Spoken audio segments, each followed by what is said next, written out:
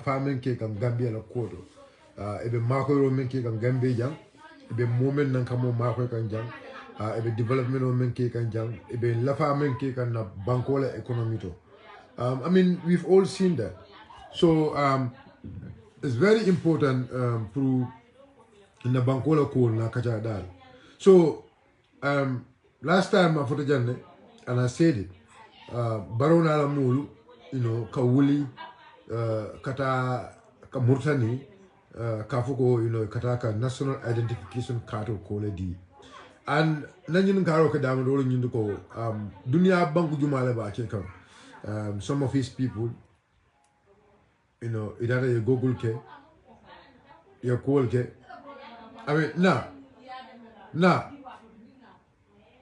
Aisha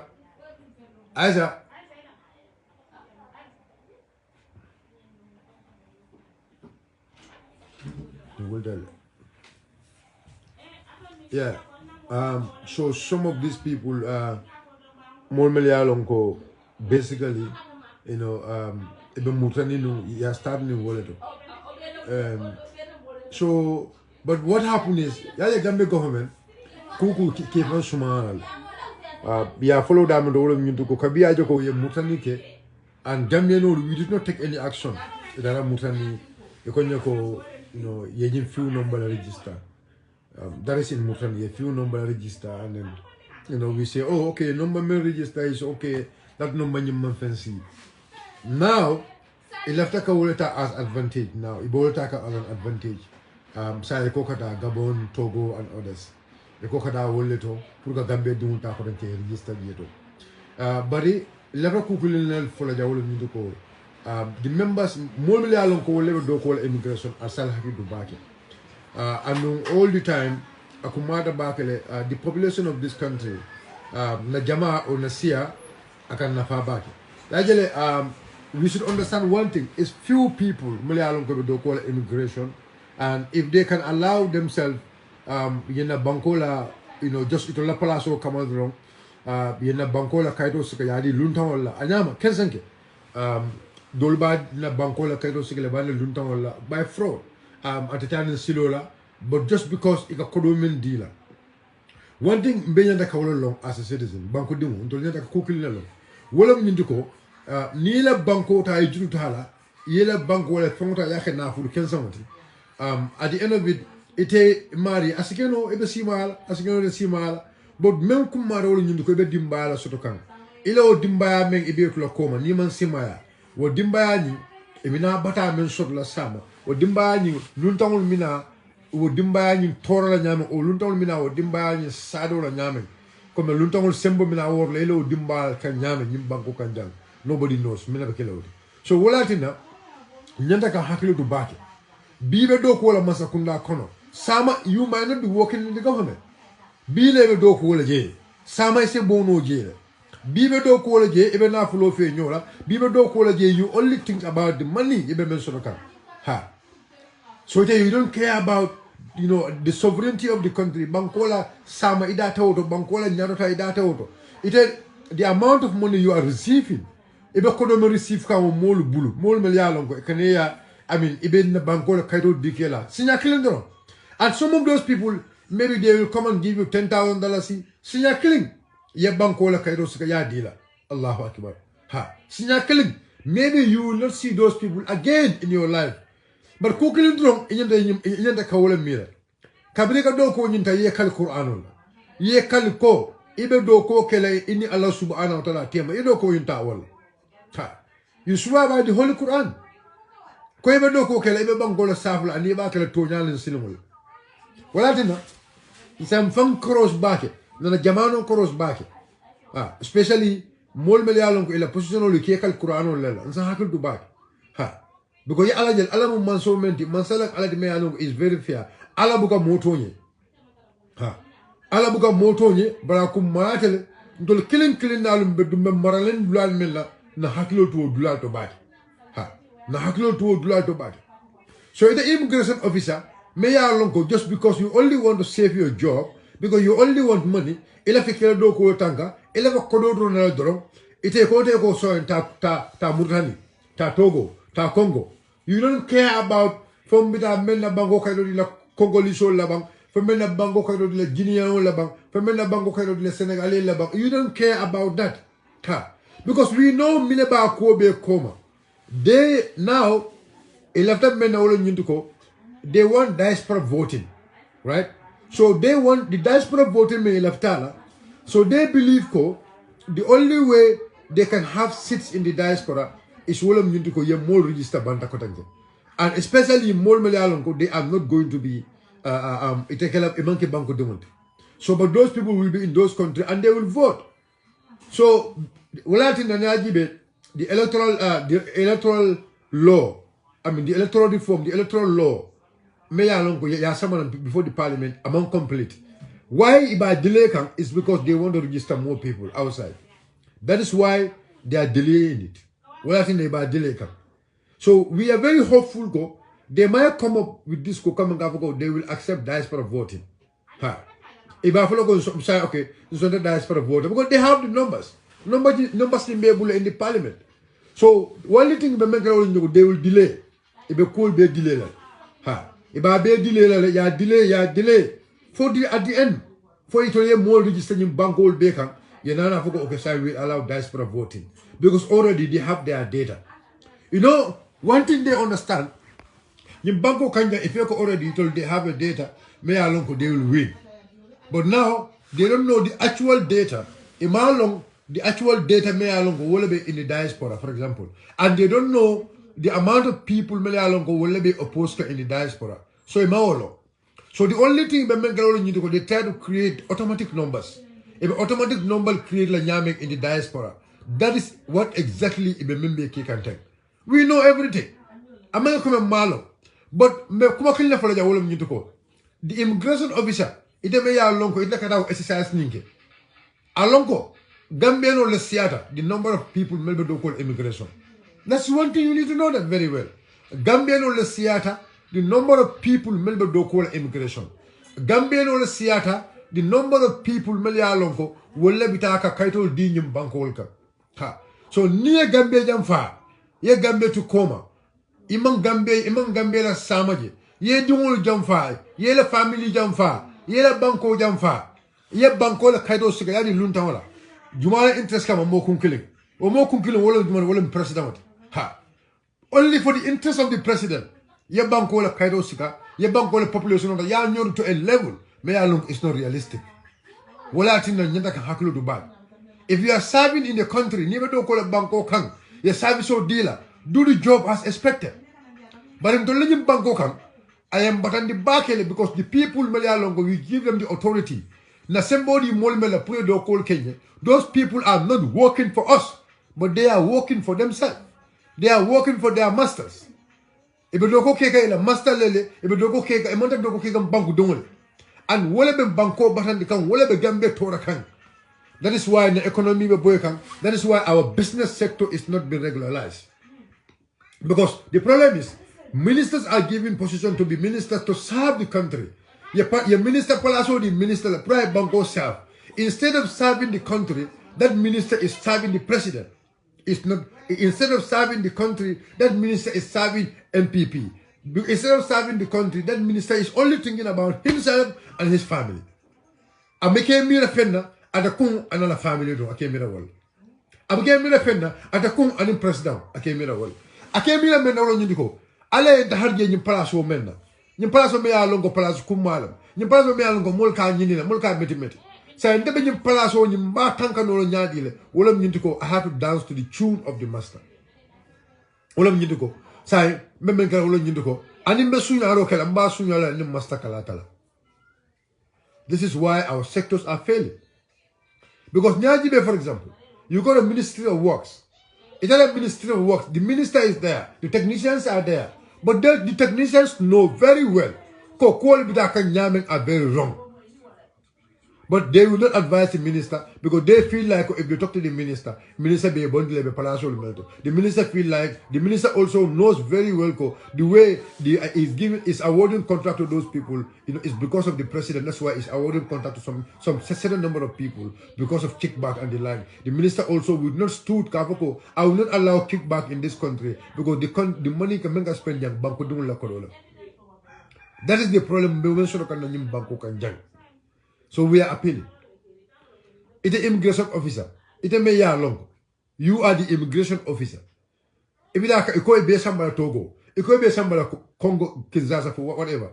It's a longo Gambia no. Ye me omen ke ye tinyaroto. Ya ke ay banko. Ye banko wale jalabi. Ye banko wale jarabi. Ye banko wale tinya. Ye banko wale luwala kasara. Ye fongola kasara. You must know that. Because more manyana sona moye force. Bibi la jang. President Barota follow jang moye ko bula dimba kono ye bula dimba kono. The director of immigration B atafala moye ko bula dimba kono ye bula dimba kono. Amaso. None of them. Itafala moye ko bula dimba kono ye so bula dimba kono. But now it's just because na follow them dunya ko them just because your office elected ko protect you will not be there. Those bad laws can stop. Why Binati and Tolu Nkanyina Juna? Jana Commission Boraja Mambe, TRRC Boraja Mambe. Order from the top, order from the top, order from the top. I beg you a word. Can you people learn from those orders? Can you people do the rightful thing? It's too sad. It's completely too sad.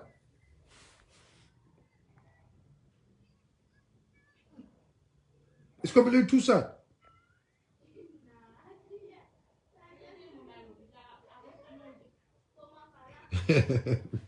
Sizzla, problem, la sister bola,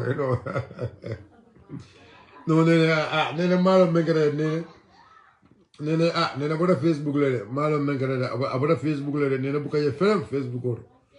Dafa mo la jaal de kanun kunu, nene manje Facebook, malo mengere, Yeah, malo melekata bar kabir kunu de abada deactivate Facebook len. But it la musumu, you can call her. It la musumu command, la musumu command ya nyinga, minadina. Abada Yeah, so basically, so you know point it out.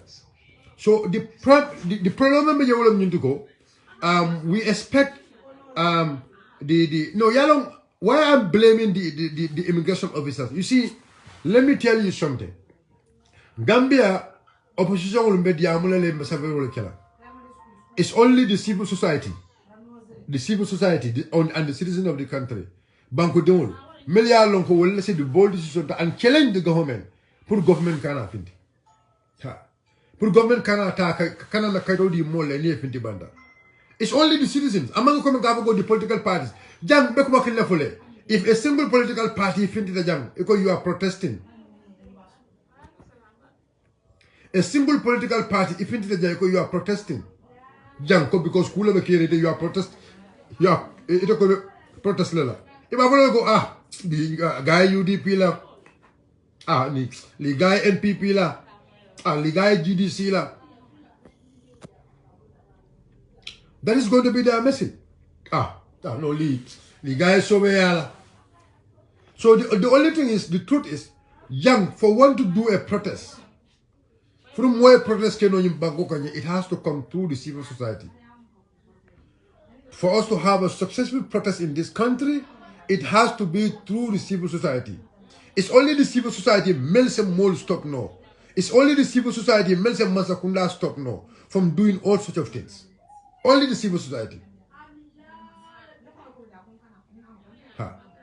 It's only the civil society. Melia Longo, they can stop the government. It's only the civil society. So, remember it's us as citizens. Like I always say, I believe whenever the time comes, funding can be cleanly and see the country first. I have no doubt about that. Because the thing is, it's about our future. So when you make baby caring thing, I think it's right time Mole Wuli na Masakunda stop. Because Masakunda akele for the first time in Murtani, Yajako nothing Fembamba Kokon. And that one we let it go. Now they want to go to Togo. Ekosa ikana Togole, ikana Congole. For what? For what? Banco Dunia Banco Dang. Look, let me tell you something. National identification card. Yes, there are immigration outlets in every country. Let's say American, you'll be you go to the American embassy, yeah. But it's a passport that I know. But it's a national document, national identification card. National identification card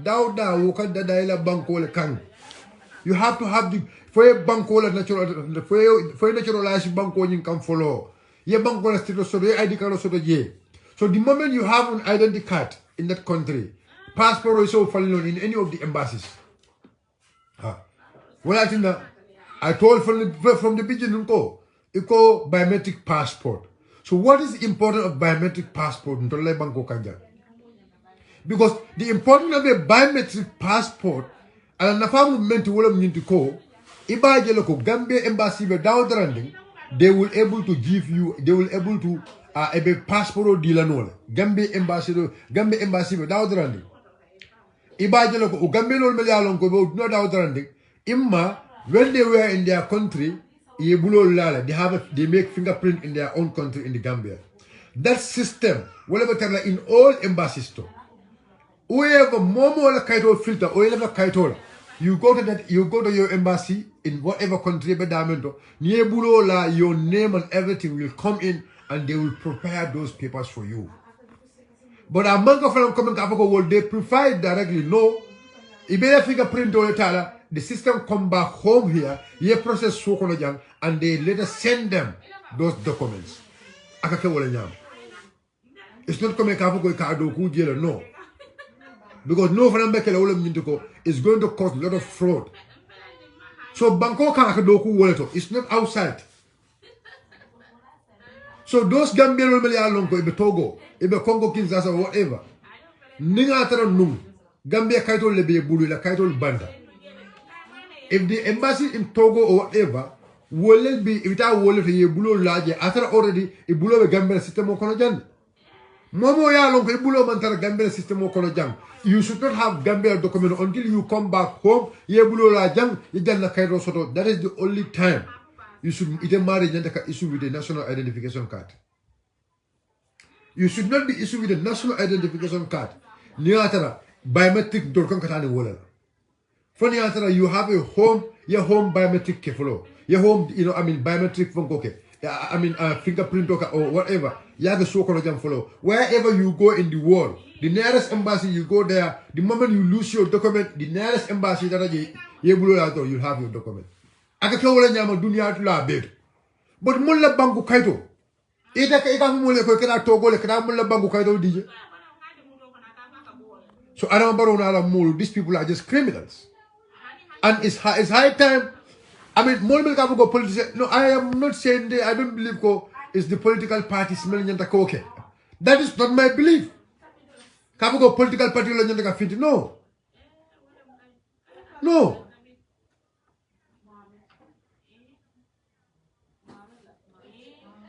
Yes. So it's very simple. It's not about the political party, it's about the citizen. It's about the citizen. Yeah, they actually said that, they issued, I think, about 500 or 200 or 500 ID cards you only issue in Mauritania. That's what they said. Yeah. So the opposition can challenge, or the opposition can actually go to the courts.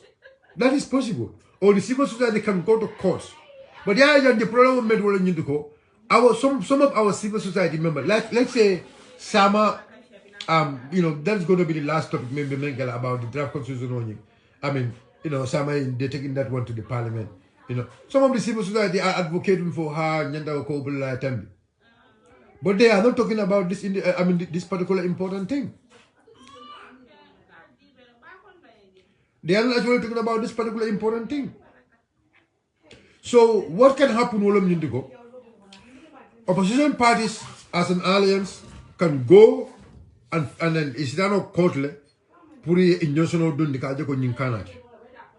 They can go to the court, the injunction dundi at the court, kafoko registration on nyinkana. They can actually do that. Huh? Yeah, guys.